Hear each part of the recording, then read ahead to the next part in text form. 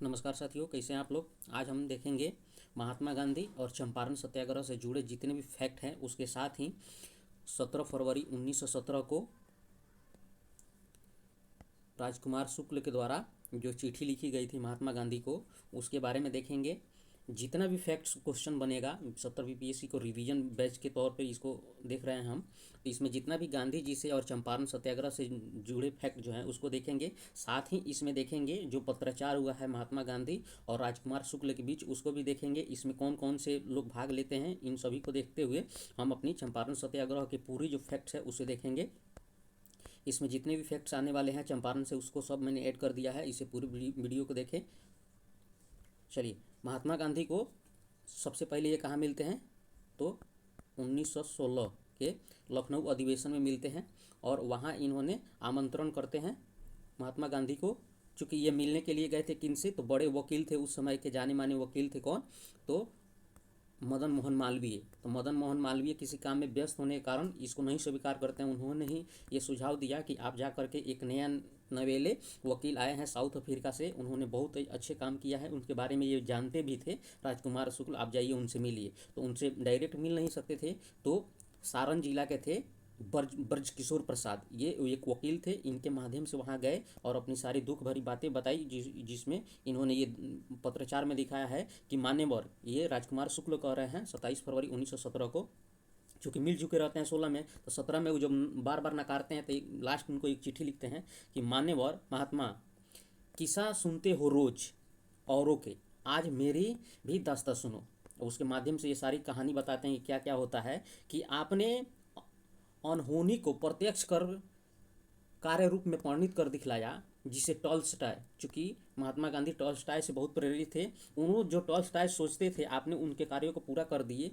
कृपया कर करके आप चंपारण आइए और हमारी सारी दुख भरी जो व्यथा है उसे देखिए और उसमें हम लोगों के कुछ मदद कीजिए। तो वो बताते हैं कि उस समय चंपारण में कितने लोग थे, तो 19 लाख आत्माओं का हृदय पर क्या बीत रही है उसे आप आइए सुनिए। अभी ये ज़्यादा लंबा वीडियो हो जाएगा, तो इसको ना देखते हुए आप लोग इसको पॉज करके पढ़ सकते हैं। राजकुमार शुक्ल के द्वारा लिखा गया था। अब हम लोग ज़्यादा फैक्ट्स पर काम करेंगे। इसका जवाब पूरा किस में देते हैं, तो नील का धाबा एक चैप्टर आता है, महात्मा गांधी लिखते हैं सत्य की खोज, अपनी जीवनी के बारे में, तो उसमें ये सारी चीज़ बातें करते हैं। तो आप लोग इसे पॉज करके पढ़ लीजिए। हम लोग ज़्यादा काम करेंगे किस पे, चंपारण सत्याग्रह पर, और महात्मा गांधी से जितने भी क्वेश्चन पूछे जाते हैं उस पर हम लोग सबसे ज़्यादा फोकस करेंगे, राइट। तो सबसे पहले महात्मा गांधी के बारे में कुछ देख लेते हैं कि महात्मा गांधी कहाँ से थे, तो गुजरात से थे। इनका जन्म कहाँ हुआ था, तो गुजरात में हुआ था। अगर पूछ लें इनका जन्म, तो 1869 ईस्वी में हुआ था,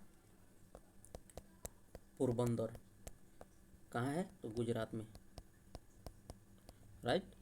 क्वेश्चन पूछ लिया हुआ था कि महात्मा गांधी ने किस कॉलेज से अपनी मैट्रिक की परीक्षा पास की, तो गोकुलदास कॉलेज से इन्होंने अपनी मैट्रिक परीक्षा की। और वकालत के लिए कहाँ चले गए, तो ब्रिटेन चले गए, राइट। इनका पूरा नाम भी कभी पूछ लेता है, तो इनका पूरा नाम क्या हो जाता है, मोहनदास करमचंद्र गांधी हो जाता है। पिता इनके कौन थे, तो करमचंद्र गांधी थे। माता इनकी कौन थी, याद रखेंगे। इनका पूरा नाम बोल देते हैं, आप लोग सुन लेंगे या नोट कर लेंगे। पूरा नाम क्या हो जाता है, तो मोहनदास करमचंद्र गांधी।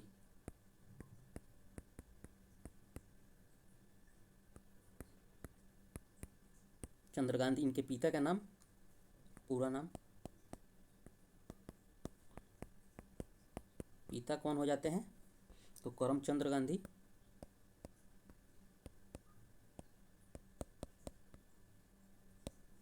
राइट। माता पुतलीबाई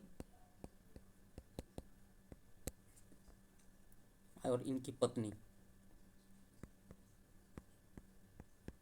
कस्तूरबा गांधी।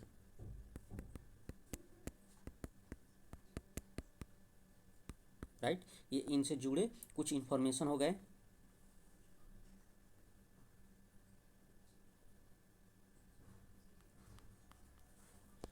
और ये जब ब्रिटेन से वकालत पढ़ के आते हैं तो फिर ये केस लड़ने के लिए काका अब्दुल्ला इनके पिता के फ्रेंड थे, उनका फॉर्म का कोई केस था साउथ अफ्रीका में, वहाँ चले जाते हैं। तो कब जाते हैं? 1893 में आते हैं। 1893 से कुछ घटना और याद रख लेंगे। 1893 में ही ये कहाँ जाते हैं गांधी जी?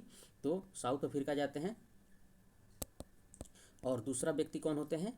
तो स्वामी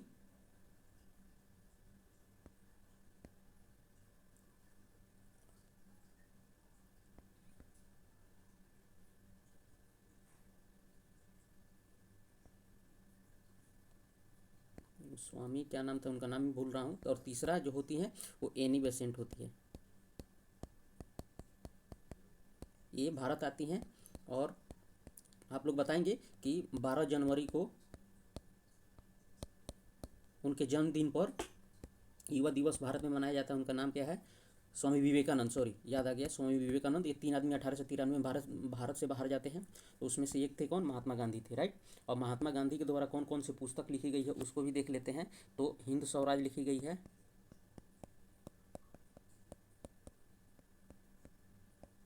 हिंद स्वराज पूछेगा कब लिखा गया है? तो 1909 में लिखा गया है। किस भाषा में लिखा गया है? तो गुजराती में। दूसरा पुस्तक इन्होंने कौन लिखा है? तो नवजीवन लिखे हैं।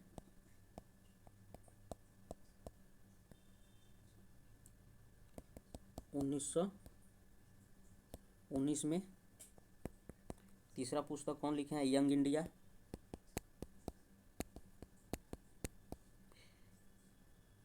ये भी 1919 में।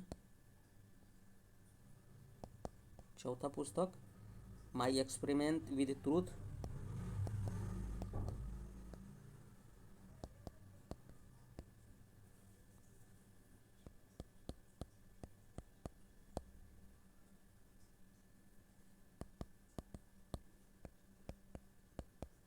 ट्रूथ कब लिखते हैं? तो 1925 में लिखते हैं।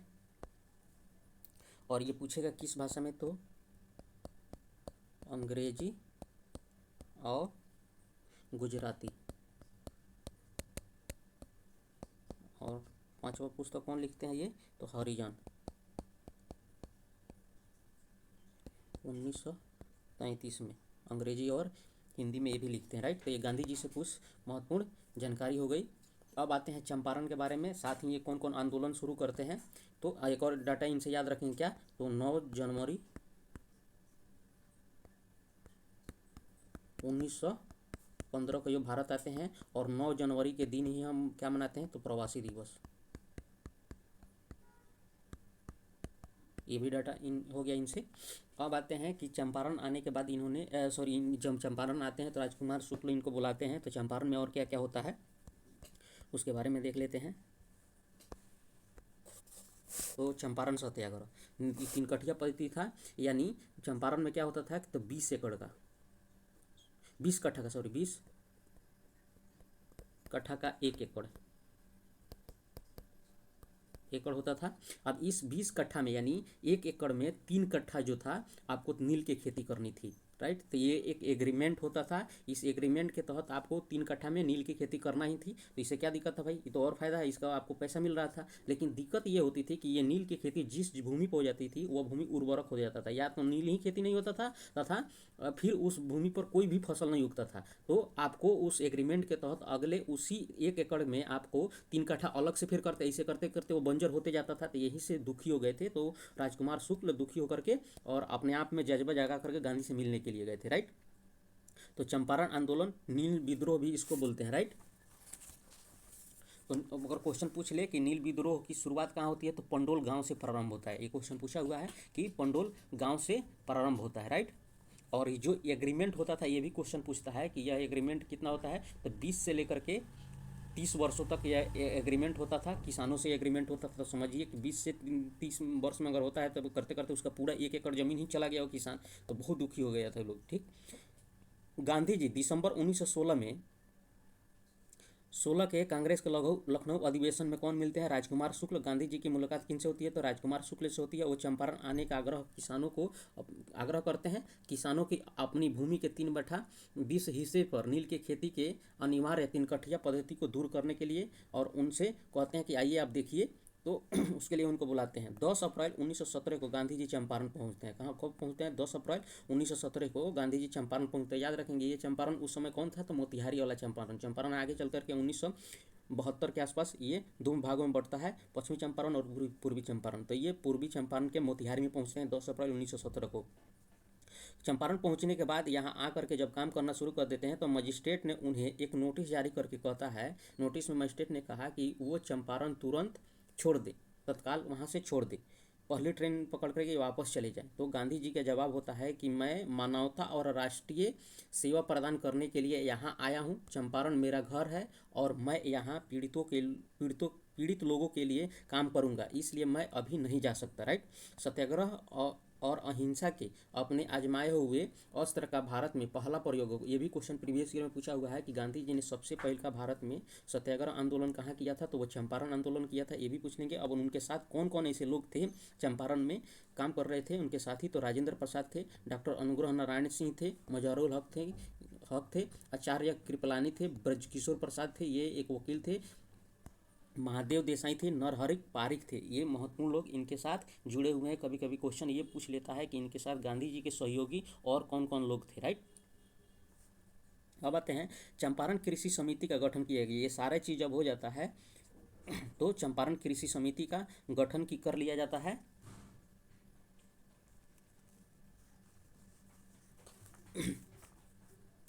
और चंपारण कृषि जो गठन किया जाता है तो इसका अध्यक्ष बनाया जाता है। तो अध्यक्ष होता है कौन? सलाइवा अध्यक्ष होता है। और इस समिति में गांधी जी को भी सदस्य के रूप में सम्मिलित किया जाता है और इसका नाम क्या होता है? एग्रीगेरियन समिति। एग्रीगेरियन समिति में कौन कौन लोग होते हैं? अध्यक्ष तो सलाइवा हो जाता है और इसके सदस्य हो जाते हैं MK गांधी, LC आडानी, कृपयानंद और DJ रीड, जी रैनी, ये सब लोग उसके सदस्य होते हैं। राइट। अब गांधी जी इसमें क्या करते हैं कि इस कानून के तहत किसानों को राहत दिलाने के लिए कितना प्रतिशत हिस्सा किसानों को वापस दिलाते हैं? तो 25%। ये भी क्वेश्चन पूछा हुआ है कि गांधी जी ने चंपारण सत्याग्रह करके उसमें किसानों को कितना लाभ पहुंचाते हैं? तो 25% किसानों को वापस कराते हैं। इसी में पहली बार संत राउत ने गांधी जी को बापू की उपाधि दी। याद रखेंगे बापू की उपाधि कौन देते हैं? तो वो बिहार से ही रहते हैं, संत राउत। राइट। तो याद भी रखेगा कि संत राउत भी इनको सहयोगी थे, किनके? राजकुमार शुक्ल के। साथ में दोनों आदमी गए थे, ये भी बुलाने के लिए गए थे। राइट। तो संत राउत ने क्या कब कहा चंपारण सत्याग्रह के बाद? तो इनको बापू की उपाधि दी। वहीं राष्ट्रपिता की उपाधि कौन देते हैं? तो सुभाष चंद्र बोस देते हैं। सुभाष चंद्र बोस क्या देते हैं? राष्ट्रपिता की उपाधि देते हैं। और महात्मा की उपाधि इसी के बाद चंपारण सत्याग्रह के बाद में महात्मा की उपाधि कौन देते हैं? तो रविंद्रनाथ टैगोर देते हैं। दो बात याद हो गया कि राष्ट्रपिता की उपाधि सुभाष चंद्र बोस और महात्मा की उपाधि कौन देते हैं? रविंद्रनाथ टैगोर। तो वहीं बापू की उपाधि कौन देते हैं? तो संत राउत देते हैं। राइट। चंपारण सत्याग्रह मूवमेंट के 100 साल होने पर सरकार ने स्वच्छता से जुड़ी योजनाओं को बिहार में ही शुरू किया था और राज्य में सीवेज प्रोटेक्ट की भी शुरू किया था। इस प्रोजेक्ट के लिए सरकार को 1000 करोड़ रुपया भी उस पर खर्च की थी। राइट। तो अभी हो गया चंपारण से संबंधित कुछ जानकारी। अब चंपारण से ये भी होता है कि चंपारण से लौटते समय मोतिहारी में गांधी जी ने इसका नेतृत्व भी किसी को सौंपा था। तो चंपारण से लौटने के बाद महात्मा गांधी ने मोतिहारी में जनकधारी प्रसाद को, याद रखेंगे जनकधारी प्रसाद, ये सारे चंपारण की जिम्मेदारी जो है किनके सौंप के जाते हैं? तो जनकधारी प्रसाद को सौंप कर जाते हैं। राइट। तो ये भी क्वेश्चन पूछा है कि गांधी जी के साथ एक अथी था, पत्रकार भी था, उस पत्रकार का नाम क्या रहा था? तो लुई फिशर था। याद रखें कौन था? लुई फिशर था। अब चंपारण सत्याग्रह के बारे में देखिए तो चंपारण सत्याग्रह के बारे में पीर मोहम्मद ने, याद रखेंगे, जो पटना में बुक विक्रेता, पुस्तक विक्रेता कौन थे? तो पीर मोहम्मद के द्वारा बुक लिखी गई थी। क्या? चंपारण के किसानों पर अत्याचार। याद रखेंगे चंपारण के किसानों पर अत्याचार। पुस्तक किसके द्वारा लिखी गई थी? तो पीर मोहम्मद के द्वारा। राइट। और चंपारण सत्याग्रह के दौर में गांधी जी पर मुकदमा भी चला था। कहाँ? तो मोतिहारी में गांधी जी पर मुकदमा भी चला था। राइट। अब आते हैं कि महात्मा गांधी ने कौन कौन से आंदोलन किए हैं, कब कब किए हैं। तो चंपारण आंदोलन से तुम थोड़ा सा ये भी याद कर लेंगे कि चंपारण में तो गए हुए थे, तो सिर्फ एक ही समस्या को दूर करने के लिए गांधी जी नहीं गए थे कि जा करके किसान को ये जो तिनकठिया पद्धति है उससे मुक्ति दिलाएंगे। उसके साथ ही देखें कि यहाँ अशिक्षा गरीबी बहुत है, तो वहाँ पर स्कूल का व्यवस्था भी करते हैं महात्मा गांधी, वहाँ स्कूल की व्यवस्था भी करते हैं। तो कौन सा स्कूल का? चंपारण। गांधी जी ने चंपारण के बरहवा गाँव है एक, बरहवा गाँव में लखन सेन, याद रखेंगे कौन? लखन सेन, लखन सेन नामक गांव में 14 नवंबर, कितना? 14 नवंबर 1917 को पहला स्कूल स्थापित करते हैं, स्कूल स्थापित करते हैं, राइट। और स्कूल का जो स्कूल कहाँ चलेगा? तो किसी घर में चलेगा, तो घर उसको दान में कौन देते हैं? तो शिव गुलाम लाल, याद रखें कौन? शिव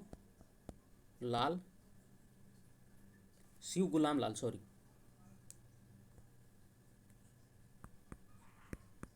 शिव गुलाम लाल के द्वारा घर उनको दिया जाता है, उसमें घर स्कूल चलेगा, राइट। तो उनके साथ गांधी जी के साथ और कौन कौन लोग आए थे वहाँ से? तो बम्बई से आए हुए थे बबन गोखले, कौन? बबन गोखले,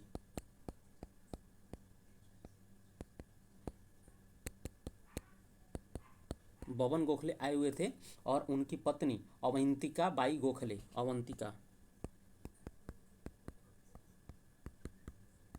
अवंतिका बाई गोखले दोनों मिलकर के अध्यापक के रूप में वहाँ पर पढ़ाते हैं, राइट। प्रथम शिक्षक बने कौन कौन? तो बबन गोखले और उनकी पत्नी अवंतिका बाई, राइट। चंपारण सत्याग्रह यानी जो 1917 में हुआ था, प्रथम गांधी जी का भारत में कहा जाए तो प्रथम सविनय अवज्ञा आंदोलन था। और इसमें कितने प्रतिशत? तो 25% मुआवजा पर यहाँ पे राजी हो जाते हैं, राइट। अब गांधी जी के द्वारा और कौन कौन से आंदोलन किए गए हैं? तो 1 नंबर पर तो चंपारण किया गया है। चंपारण कब किया जाता है? तो 1917 में किया जाता है। कितना प्रतिशत मुआवजा? तो 25% मुआवजा। दूसरा नंबर पे इनके साथ और कौन आंदोलन किया जाता है? तो अहमदाबाद मिल हड़ताल,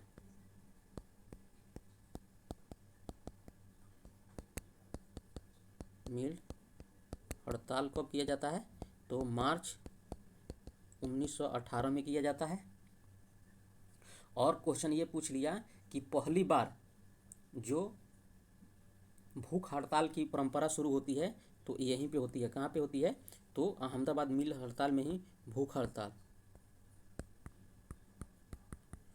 यहीं पे करते हैं। और इनमें प्रतिशत में पूछता है कितने प्रतिशत मजदूरों को दिलवाते हैं? तो 35% मजदूरों को दिलवाते हैं। चूँकि ये प्लेग से पहले मान लो कि मजदूर को 100 रुपया मिलता था दिहाड़ी, तो प्लेग जब हो जाता है 1916 में, तब इनको कितना प्लस में 70% मुआवजा दिया जाता है, तो यानी 170 रुपया हो गया। अब जब इसे प्लेग का बीमारी खत्म होता है तो अंग्रेज क्या करते हैं कि इस 70% जो बढ़ा है इसको खत्म करते हैं, तो इसी में हड़ताल हो जाता है। तो गांधी जी सलाह मुशवरा करा करके कितना 35% दिलवाते हैं। यह भी क्वेश्चन पूछा हुआ कितना प्रतिशत?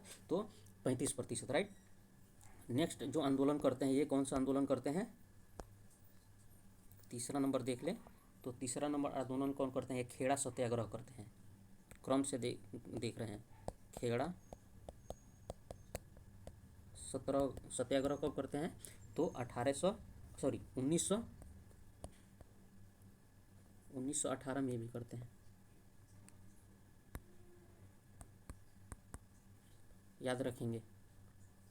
मार्च 1918, ये मार्च के बाद करते हैं 1918 में, तो याद रखेंगे पहले कौन किए थे कि अहमदाबाद मिल, उसके बाद खेड़ा सत्याग्रह करते हैं। तो खेड़ा सत्याग्रह में पहला असहयोग, इससे पहले क्या किए? तो सबसे पहले का कोई अवज्ञा है, इस चंपारण में क्या करते हैं? कानून को भंग कर देते हैं, चूँकि बाहर निकलने के लिए बोलते हैं, तो अवज्ञा पूछेगा, अवज्ञा सत्याग्रह। सविनय अवज्ञा अगर पूछ देगा पहल का तो 1917 में, पहला भूख हड़ताल पूछ देगा तो अहमदाबाद मिल में 1918 में, और पहला असहयोग योग करते हैं कब? तो खेड़ा सत्याग्रह में 1918 में करते हैं, राइट। दूसरा इनका नेक्स्ट कौन सा आंदोलन होता है? तो रॉलेट सत्याग्रह।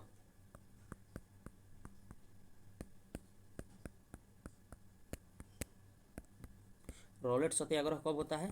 तो 1919 19 में होता है। और इसमें कहा जाए कि इसमें और क्या ये विशिष्ट करते हैं, तो ये पहला गांधी जी के द्वारा पहला जो क्या होता है, तो पहला सामूहिक हड़ताल होता है, पहला सामूहिक हड़ताल होता है गांधी जी के द्वारा, राइट। उसके बाद और कौन कौन आंदोलन से जुड़ जाते हैं, तो बारदोली आंदोलन से जुड़ते हैं। बारदोली आंदोलन कब होता है, बारदोली आंदोलन कब हो जाता है, तो 1928 में होता है, राइट, 1928 में होता है। और इसमें भी जो बारदोली सत्याग्रह में जो टैक्स है कितना, तो 22% टैक्स से घटाकर कितना, तो 6%, 6.3, याद रखेंगे कितना, 6.03% पर मानवता होता है। और इसमें मुख्य जो नेतृत्वकर्ता कौन रहते हैं बारदोली सत्याग्रह में, तो सरदार पटेल,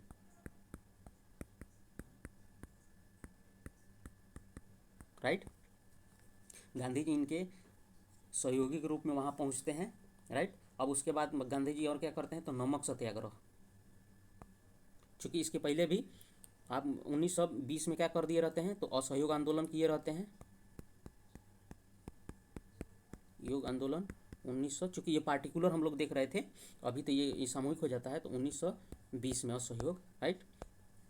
पार्टिकुलर में और क्या होता है, तो नमक सत्याग्रह, ये महत्वपूर्ण हो जाता है। नमक सत्याग्रह पूछ लिया हुआ है, बीपीएससी में पूछा हुआ है कि नमक सत्याग्रह कितने दिनों तक चला था, राइट। तो शुरुआत कब होता है, तो 12 मार्च से, और ख़त्म कब हो जाता है, 6 अप्रैल 1930 को, राइट। तो ये कितने टोटल दिन चलता है, दिन पूछ लिया था, तो 24 दिन, राइट। अब इसमें कितने अनुयायी इनके साथ थे, तो 77 थे। और क्वेश्चन ये भी पूछा जा सकता है कि इसमें से केवल मात्र एक कौन ऐसे जो बिहार के व्यक्ति थे इस नमक सत्याग्रह में गांधी जी के साथ वहाँ थे, तो गिरियोधारी चौधरी थे। और इनको क्या कहा जाता है, तो इनको गिरियोधारी चौधरी को क्या कहा जाता है, तो कारो बापू, प्यार से इनको क्या जाता है, कारो बापू, कारो बाबू कहा जाता है इनको प्यार से, कारो बाबू। चूँकि इनके भाई थे कुशेश्वर, कहाँ के थे, तो ये भी पूछ लेगा, गिरियोधारी चौधरी कहाँ के थे, तो दरभंगा के। ये इन्फॉर्मेशन क्या हो गया, गांधी जी से ये सारी इन्फॉर्मेशन हो गया, कब कहाँ पे कितना आंदोलन किए हुए हैं। साथ में चंपारण से कोई भी क्वेश्चन पूछेगा, हाँ क्वेश्चन ये भी पूछा जा सकता है, पूछा हुआ क्वेश्चन है कि गांधी जी को चंपारण में जहर देकर मारने की प्लान थी। मोतिहारी के जो वहाँ का जो अंग्रेज अधिकारी था, तो अंग्रेज अधिकारी का ही एक कुक था, कौन कुक का नाम क्या था, तो बतख मियाँ, याद रखेंगे कुक का नाम क्या था, बतख मियाँ, बतख मियाँ। वो उनको खाने में जहर देने से मना कर दिया, और वो धीरे से इनको गांधी जी को बता भी दिया था, राइट। तो याद रखेंगे बतख मियाँ ने चंपारण में गांधी जी की मदद की, जान बचाने की। ये प्रीवियस ईयर में कानून पूछा हुआ है। फिर क्वेश्चन ये भी पूछा जा सकता है कि चंपारण कृषि कानून कब पारित हुआ, तो 1917 में। तो इसका एग्रीगेरियन समिति बनी थी 4 अक्टूबर 1917 को, और ये पास कब हो जाता है, तो 1918 को। ये कानून कब पास हो जाता है, 1918 को यह पास हो जाता है, याद रखेंगे। चंपारण आंदोलन में गांधी जी का जान किसने बचाई थी, तो बतख मियाँ ने बचाया था। और क्वेश्चन ये भी पूछ ले कि चंपारण आंदोलन हुआ क्यों था, तो याद रखेंगे किसके विरोध में हुआ था, तो नगदी फसल। ये क्या था नील, तो नगदी फसल के विरोध में चंपारण सत्याग्रह किया गया था। तो आई होप हम लोगों ने एक ही वीडियो में गांधी जी से संबंधित जितने भी काम किए गए हैं चंपारण में, और चंपारण से पूछे जाने वाले जितने भी क्वेश्चन हो सकते हैं, उसको हम लोगों ने एक छोटे से लेक्चर में देख लिया। चूँकि गांधी एक गांधीवाद ही पढ़ना है, तो किसी एक लेक्चर में उनको समाहित नहीं किया जा सकता है। तो आई होप एक वीडियो अच्छा लगे तो आप लोग चैनल को सब्सक्राइब करेंगे और शेयर करेंगे। आप लोगों से अनुरोध है। वीडियो देखने के लिए धन्यवाद।